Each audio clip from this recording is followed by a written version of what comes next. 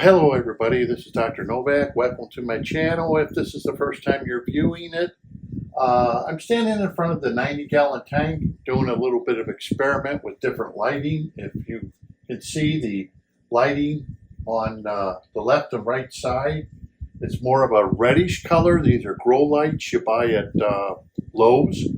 Trying to see if they have any impact on the aquarium. They're probably not lights that most hobbyists would like because of their color, but I'm trying to see if they have an impact on the aquarium, if the plants will grow better, not grow better, if algae problems could erupt. And so far, the lights I'm seeing, these are grow lights. You buy them. They're for wet locations. These lights are, and you can tell the color difference between here and here. You can tell that has a little more red in it. Have I noticed any changes in the plants or anything? Well, I don't notice any changes as far as the plants growing. It seems like the light doesn't seem to hinder the plant growth in any way, shape, size, or form. And in fact, I see good plant growth as far as like the moss goes. The plants themselves are not showing any stress, that they're not getting enough light.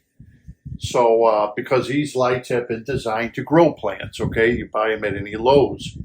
And they have fins on them and everything to keep them cool.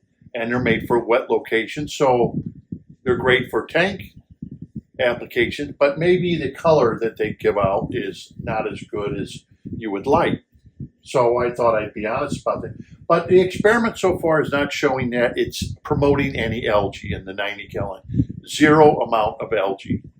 As I look at the aquarium, no, I see nothing on top that's right by the lights, and I'm seeing nothing that's being impacted because the light to our eye, now remember, is maybe not as appealing as a nice bright white light would be.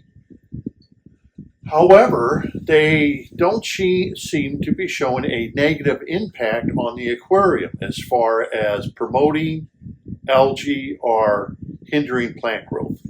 So today I'm going to do a water change. And if you're looking at the tank, you're probably noticing that, hey, what happened to all the fish? Where did they go? Did they die? Well, I'm going to tell you what happened. The goby, remember I did a video on the goby. They spawned. The eggs kind of look like octopus eggs. If you haven't seen that video, it's back in the archives. And it's really interesting to look at the eggs of the goby. Well, the male goby takes care of the eggs. Well, that male goby got aggressive as it got older.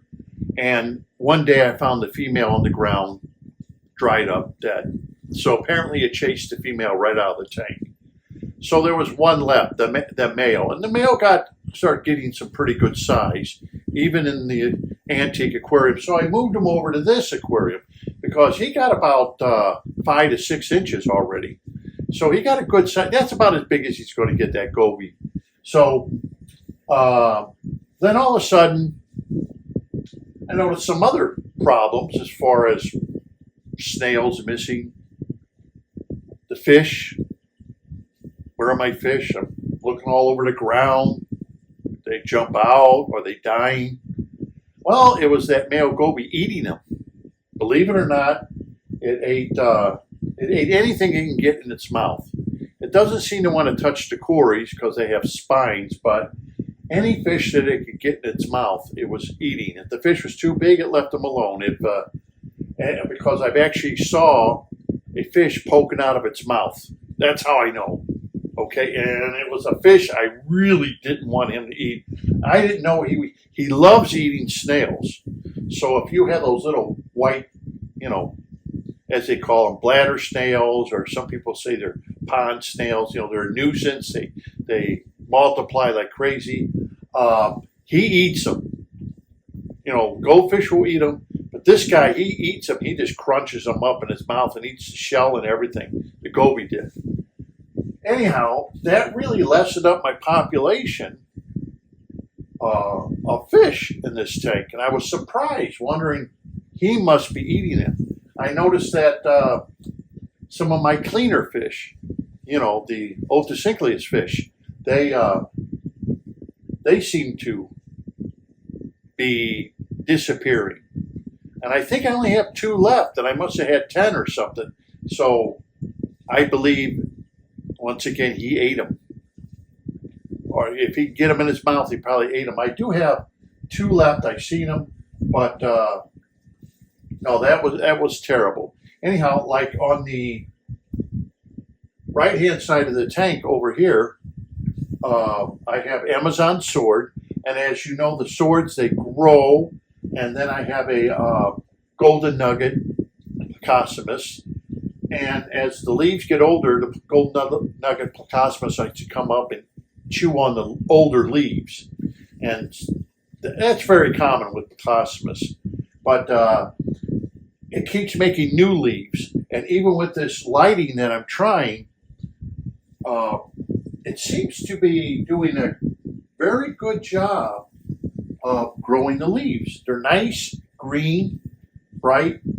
So what I do is I do a water change. I don't really stir anything up, just a water change and refill it. And then I put a few milliliters of drops, or I'll put Seachem iron. That's all, the only thing I put in. When I do a water change, I add more iron back to the tank. I don't add any fertilizers, just iron. And that's only when I do my water change to add iron back into the aquarium. So that seems to be going well. And I was kind of shocked that the Amazon swords show no stress from not bright light with these lights here. So I'll show you a close-up of the lights. So here we are on top of the aquarium, and here is some of the plants right here. Here and here, they're actually growing out of the water. Here's some other ones, which people said hydrophilia, they could be. As you can see, the leaves have gotten bigger. Here they've lengthened. Here they're even longer yet, but skinny, as you can see. And we got some at the bottom here that have lengthened, as you can see, but they aren't green.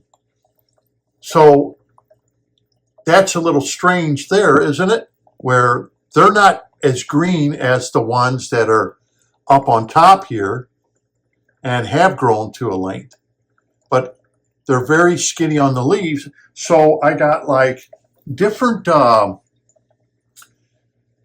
stages of the plant. Some have big thick leaves, some are growing out of the aquarium. As you can see, they're growing directly into the moss that I have here. There was another thing I also want to tell you. I used to always see a lot of shrimp all over the moss. And ever since I got rid of the goby, I have seen a shrimp or two, but it seems like all the fish and animal life in here realized that goby was in here. I think he was eating my shrimp also. So that's another thing with gobies. But I wanted to show you, look at the color of this, and you can see the light reflecting off the water. And then here's the center light. And of course, here's the other light. And you can tell the difference in the aquarium.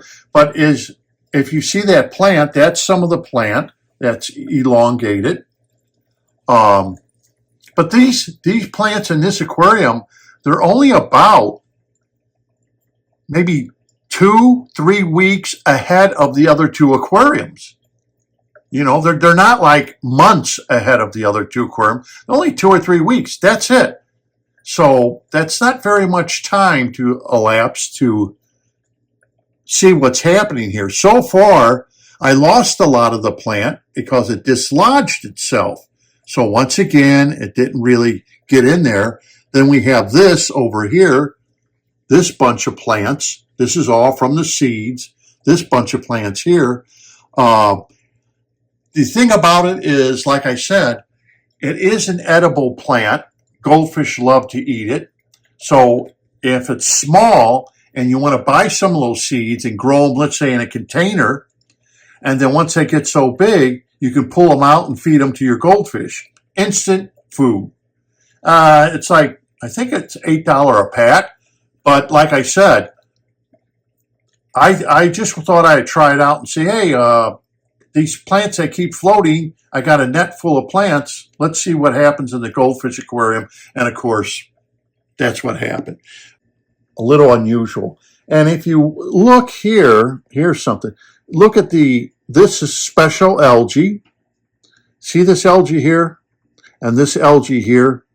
Now, I'm trying to, this algae here and this algae here.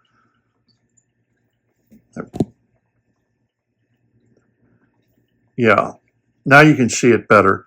But you see this specialized algae and this specialized algae.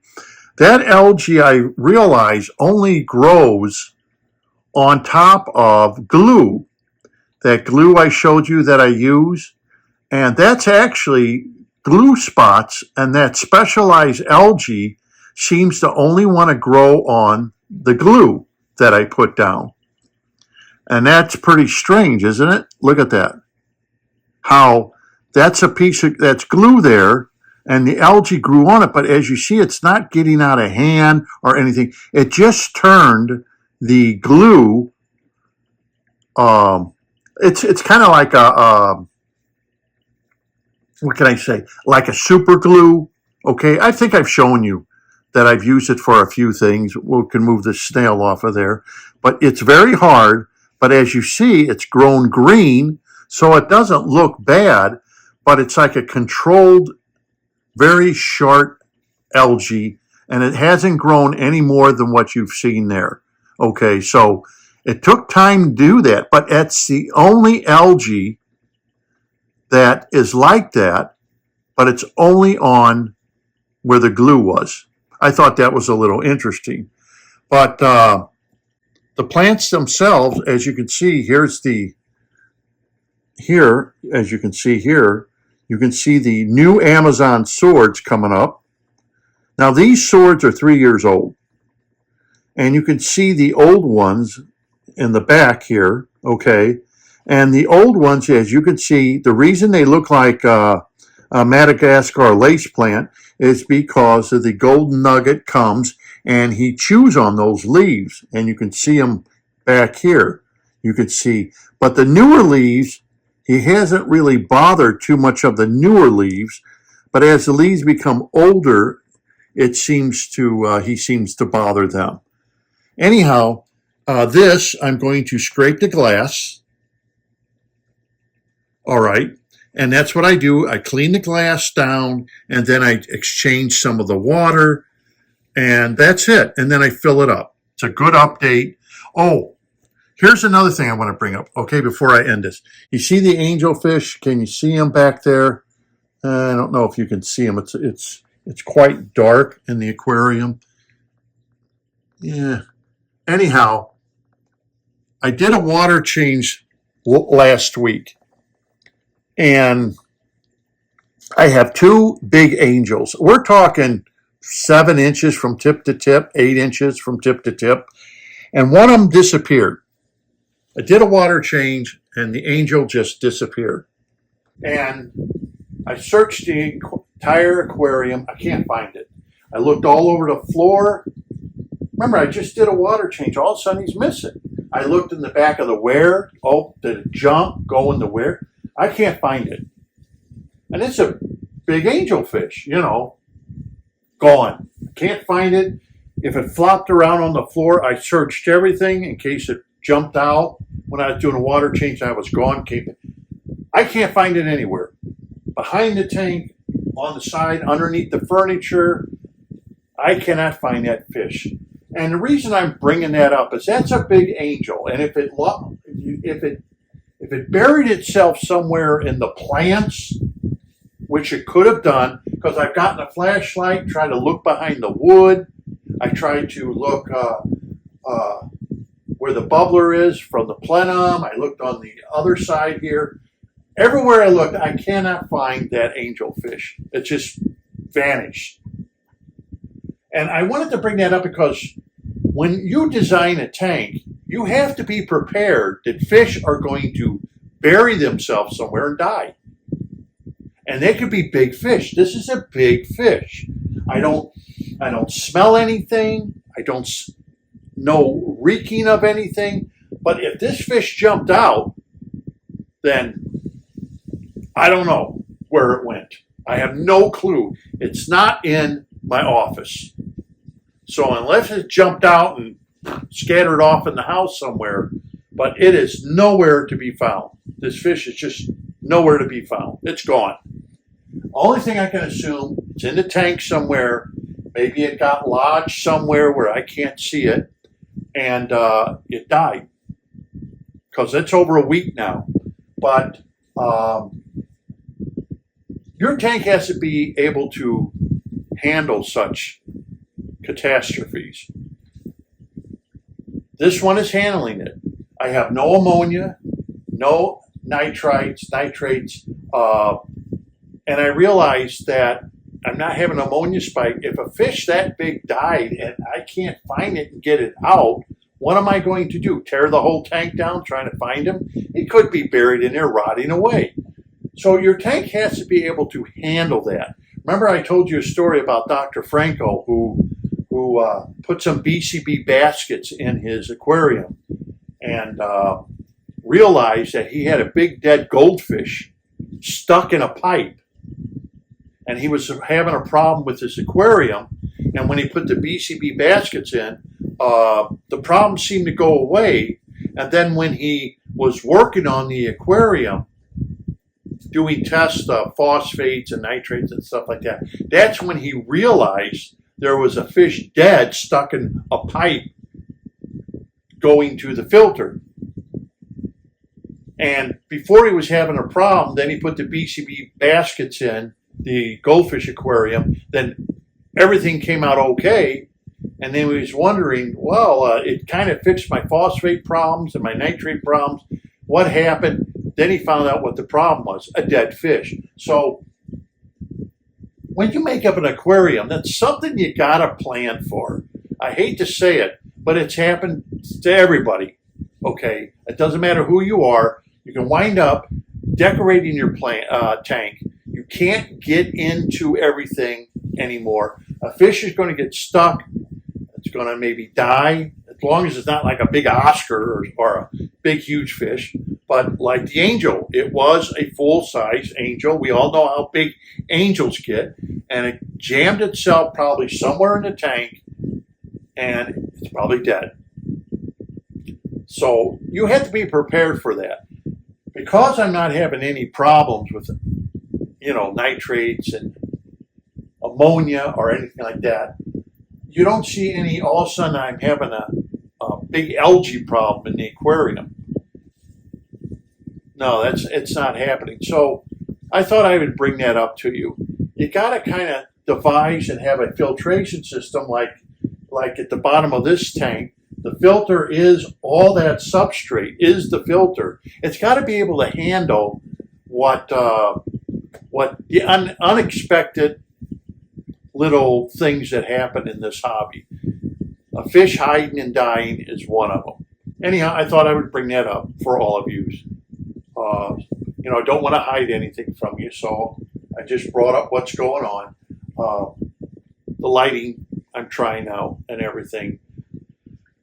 And until next time, happy fish keeping, and you got to remember, things happen in aquariums, and you got to design your aquarium to take these little unsuspected things that happen. Oh, by the way, in my next video, I'm going to talk about American fish stores that still use plenums. Oh, yeah. And in fact, In fact, one of the top-notch fish stores around in Texas, and it's a top-notch store. I mean, this is a top-notch store in Texas, uses plenums to this day. And it's considered to be the ultimate fish store in Texas. That's going to be my next video, so stay tuned.